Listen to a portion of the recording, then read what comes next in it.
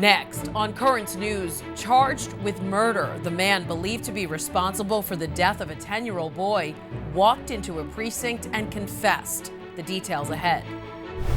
The vice president wrapped up her first foreign trip, but the big question still remains, will she visit the U.S. Mexican border? Then, their high school experience was marred by tragedy and worsened by the pandemic. Now, the last survivors of the Parkland Massacre have graduated. You'll hear their next steps. Then, a dream years in the making. A Brooklyn priest earns his stars and stripes, becoming a United States citizen. The news starts right now.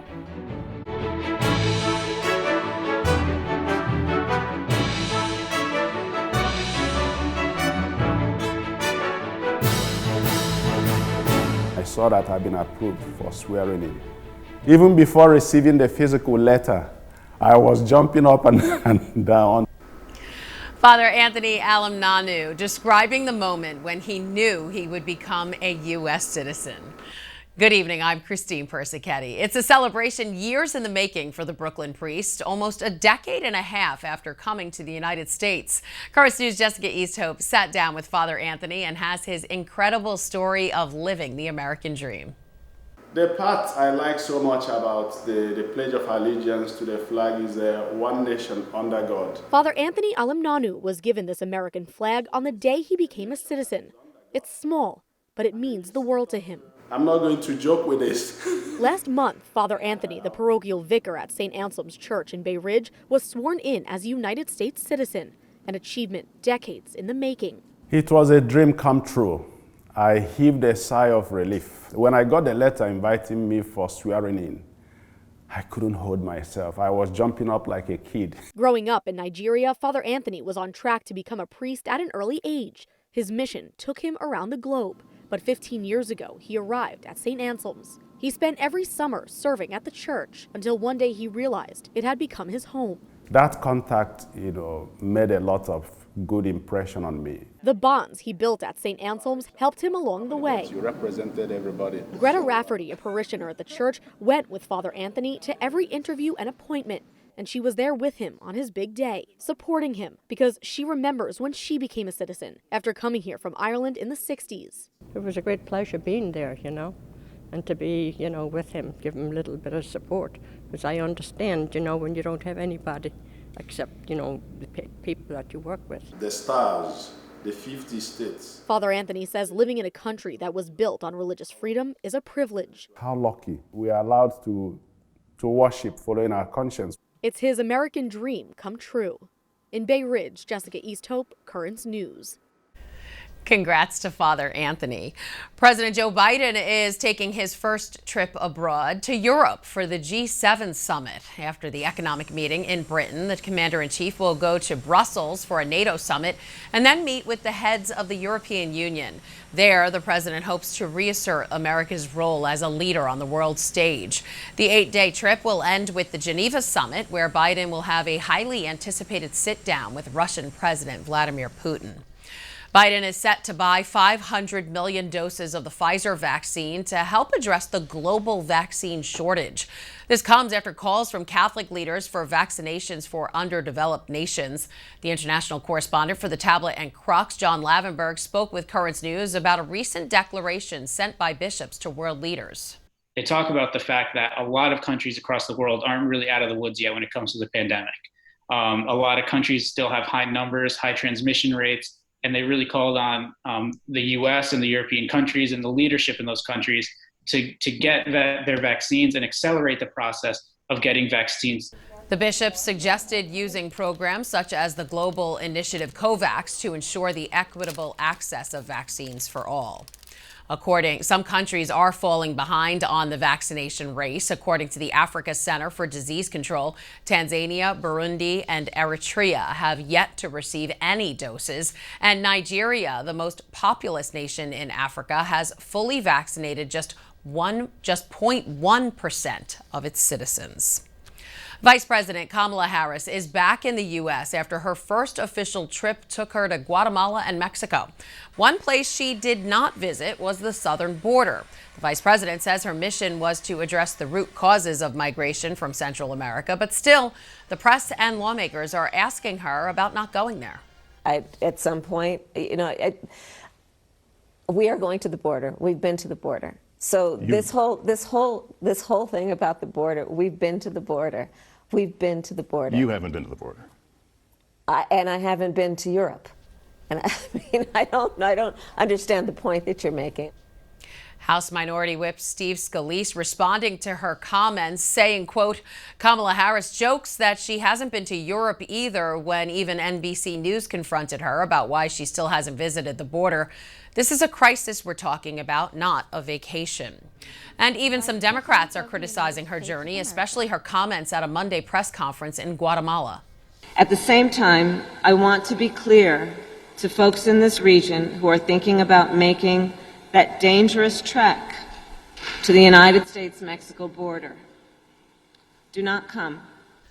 Congresswoman Alexandria Ocasio-Cortez tweeting, "This is disappointing to see. First, seeking asylum at any U.S. border is a 100% legal method of arrival. Second, the U.S. spent decades contributing to regime change and destabilization in Latin America. We can't help set someone's house on fire and then blame them for fleeing."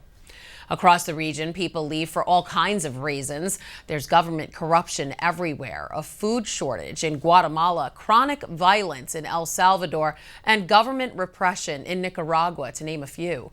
In Honduras, Matt Rivers explains it's often a lack of opportunity. Twin 17-year-olds Gerardo and Celine were born and raised in Choloma, Honduras, in a gang-run neighborhood in one of the most dangerous countries in the world. They live in abject poverty, but for the boys, it's home, and they'll miss it because they're about to leave for the United States. At the bedroom they share, they show us their new prized possessions, the brand new shoes they'll use to make the minimum 1,500-mile journey to the U.S., mostly on foot. So they're planning on leaving like the 17th or the 20th of this month with these clothes here that they're going to bring with them. Gerardo says it feels terrible because we're going to leave my mother, but we have no future here. They'll join the tens of thousands of other Hondurans who've streamed into the U.S. this year, leaving behind one of the poorest countries on earth. Northward migration isn't new, but the conditions forcing people to flee, arguably, have never been worse. Starting with twin Category 4 hurricanes that made landfall late last year just 2 weeks apart, utterly decimating this region. People lost everything, and half a year later, hardly anything is back to normal. ¿Cómo están? We meet a family who built a makeshift shelter on top of their old home after it was subsumed by mud during hurricane flooding. We lost everything, says this man. I want to leave because I can't find a job. There's no support from the government. And just up the street, we meet another family, another home wiped out during the storm. ¿Has recibido algún tipo de apoyo del gobierno? Nada. Water leaks right through the walls of their shelter, made of old doors and tarps. They sleep on mattresses that are on a dirt floor in a house made out of makeshift supplies. We're desperate, he tells us. We don't have a choice, saying he'll soon be forced to migrate north, too. That was Matt Rivers reporting. Making the recovery worse, all this damage came during a different kind of storm, the pandemic. Shutdown restrictions meant unemployment soared, and stats show half of Hondurans now live below the poverty line. President Biden mentioning the pandemic during a taped graduation speech at Marjorie Stoneman Douglas High School in Parkland, Florida. He says the graduating seniors who were freshmen during the mass shooting at the school in 2018 have been tested in ways no young person should ever have to face. From a freshman year, a year of unspeakable loss, to a junior and senior year, upended by a pandemic. But the story of this class and the Parkland community isn't just a story of pain, it's a story of resilience. Many of those students watched as their classmates were gunned down. 17 people were killed that day. But the survivors have proved to be resilient, and now, as they leave high school, they say they're ready to move on. The shooting call. It's at Stoneman Douglas 72 Sierra Sector, active shooter. I was in the 1200 building, which is where the shooting happened, and I was on the first floor in room 1216. Brooke Harrison was a 14-year-old freshman at Marjorie Stoneman Douglas High School in Parkland, Florida, when a former student carried out one of the worst school shootings in American history. So everyone that was around me, like where I decided to try to hide, was either shot or killed. Now, 3 years later, Brooke is graduating. Sophomore year was probably the worst for me, mental health wise, because I was still recovering from just witnessing everything I witnessed, being in the building. Since then, she and others have turned their pain into action. I'm 14. I shouldn't have to think about getting shot in my school. Starting a movement against gun violence that has gone global with March for Our Lives. But it isn't just a horrific mass shooting that's scarred their high school years. They had to deal with another trauma, the coronavirus. Brooke's mom says it's nice that her daughter has been at home with her, learning remotely this past year, but her graduation is bittersweet, signifying a new beginning that other families don't get to celebrate. Wish it could have been different. That these other families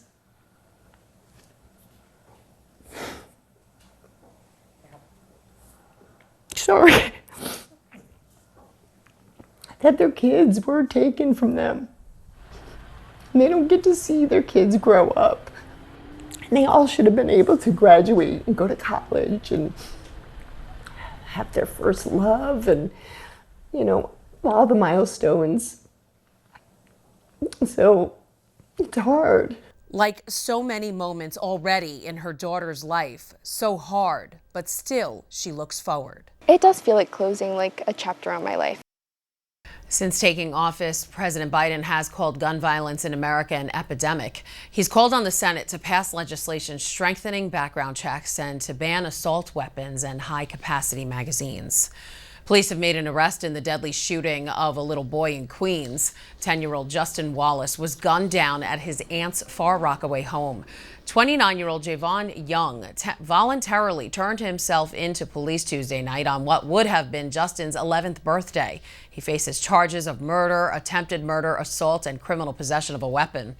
Police say Young drove up to the house, pulled out a gun, and started firing at the exact moment the 10-year-old boy was leaving. Justin's school, Challenge Charter School, plans to hold a memorial for him following the school's graduation on June 10th. Starting this fall, New York City jails will no longer punish inmates with solitary confinement. Instead, the city will implement a new disciplinary plan which aims to keep correctional officers, prison staff, and inmates safe. The new system will also provide attorney representation at infraction hearings and individualized behavioral support plans. The move comes 2 months after Governor Andrew Cuomo signed a bill that places restrictions on solitary confinement, a measure the New York State Catholic Conference has strongly supported. There's a lot more news headed your way. A country in chaos, how churches and charities in Myanmar are working to restore peace in a nation grappling with violence.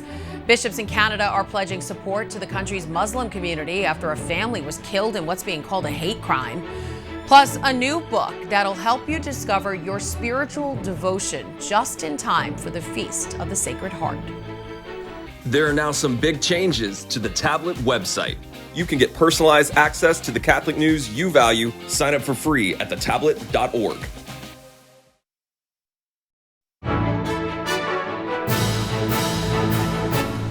On February 1st, a military coup overthrew the government of Myanmar. 4 months later, violence continues to rage on throughout the country. Now, Christian charities and churches in the country are looking to help the people. Currents News' Jessica Easthope has more. Aid to the Church in Need is stepping in to provide extra support to priests, religious sisters, catechists, and needy families in Myanmar. The Church is emphasizing both by her appeals and still more by her work that as a small minority in this country, she will do everything possible to promote peace and the development of the nation. Sister Anne Rose Newtong is just one example of the church's struggle for peace in Myanmar. A month after the coup broke out, this photo of her kneeling before the military forces begging for peace went viral on social media. Yet, Sister Newtong says her courageous act was merely a way of defending those behind her. I only wanted to defend the people since they were in danger. I just wanted to save those people, the young people. For this reason, I got on my knees to let the young people escape from the danger. Although Sister Newtong is shown alone before the military in the photo, she says that God was always with her amid the danger. The Holy Spirit led me to make this gesture. I thought that God was working through me to save these people. For this reason, I did it. While only 6% of Myanmar's population is Christian, places of worship, including Christian churches, have been targets of military attacks, making the value of prayer all the more important. Pope Francis has been one of the world's most outspoken global leaders on the crisis in Myanmar. In May, he dedicated a mass at St. Peter's Basilica to pray for peace in the country. So che alcune situazioni politiche e sociali sono più grandi di voi, ma l'impegno per la pace e la fraternità nasce sempre dal basso. Ciascuno nel piccolo può fare la sua parte. Over 800 civilians have been killed by military forces in Myanmar since February, and over 4,000 are currently being detained. Jessica Easthope, Currents News. At least 160 people are dead after unknown militants opened fire on a small village in Burkina Faso over the weekend. A bishop in the West African country is urging residents to keep faith and stay united. Survivors are returning to bury the dead and clear charred sites where their homes once stood. Government officials blame the attack on jihadists linked to the Islamic State and vow to take action. A vigil was held Tuesday for the Muslim family targeted and killed in a Canadian town. Thousands lined the streets of London, Ontario to remember the 3 generations of a family killed when a pickup truck ran into them. Canadian Prime Minister Justin Trudeau joined the mourners to denounce the attack he called a hate crime. A man has been arrested for their deaths. The Catholic Church in Canada has vowed to help the Muslim community. The Bishop of the Diocese of London, Ontario, saying, quote, "The Catholic community in London offers our support to our Muslim brothers and sisters, pledging to work together with them to end crimes of hate. I ask the faithful of the diocese to keep the family of those killed and their community in our prayers, asking God to bring them comfort in this time of grief and to grant the full recovery of the survivor." Still to come on Currents News, the Feast of the Sacred Heart is coming up. An expert tells us how to find your own personal devotion. He wrote the book on it. And they're literally singing his praises, how a group of nuns are thanking a priest in Queens. Do you have a story idea or want to share a tip? Email us at newstips@desalesmedia.org. or call our 24-hour number, 718-517-3122. We'll be right back.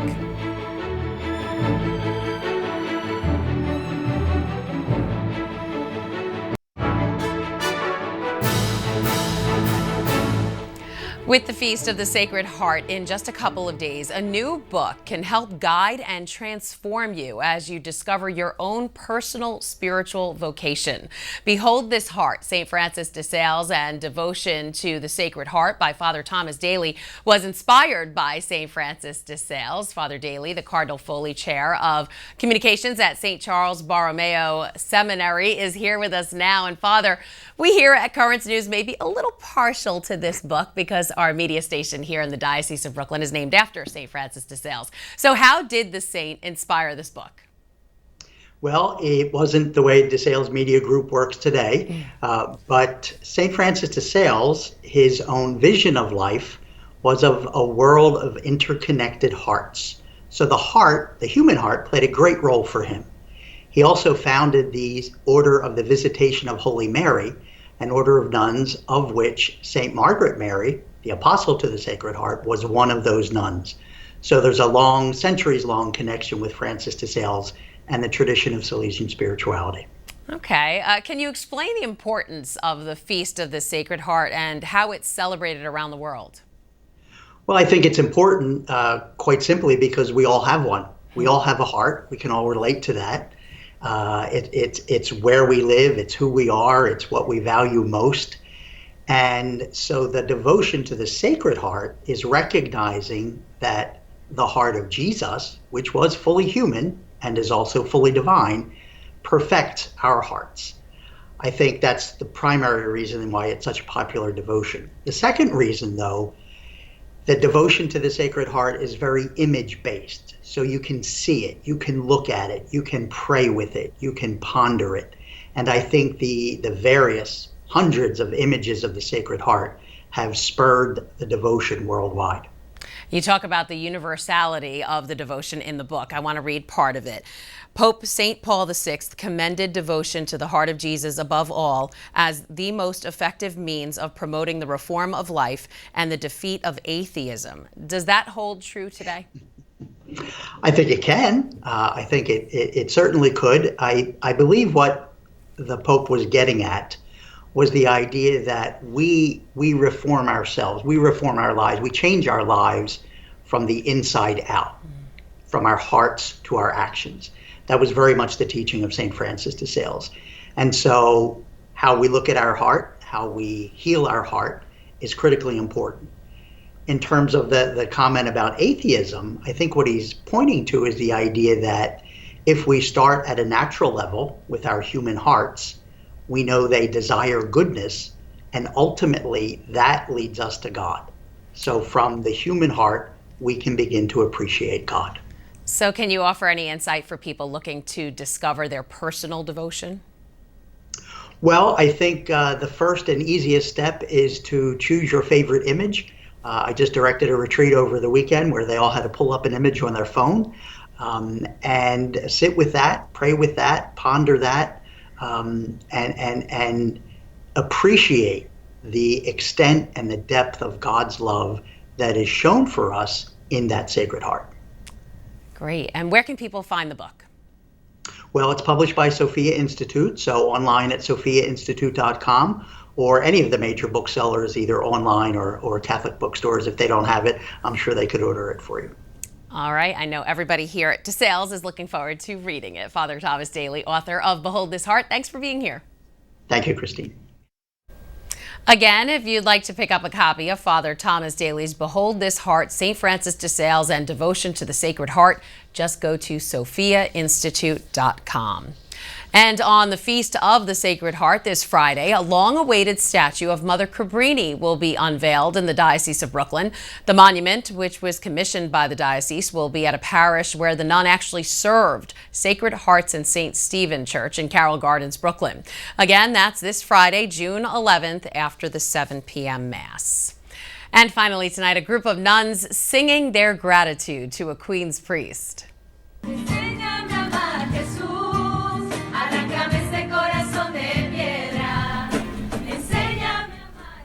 These Colombian nuns sending this video to Father Christopher O'Connor from Blessed Virgin Mary Help of Christians Parish in Woodside, wishing him a happy priestly anniversary. Father O'Connor hosted the nuns back in April of last year for a Lenten mission trip when the sisters got stranded because of the pandemic.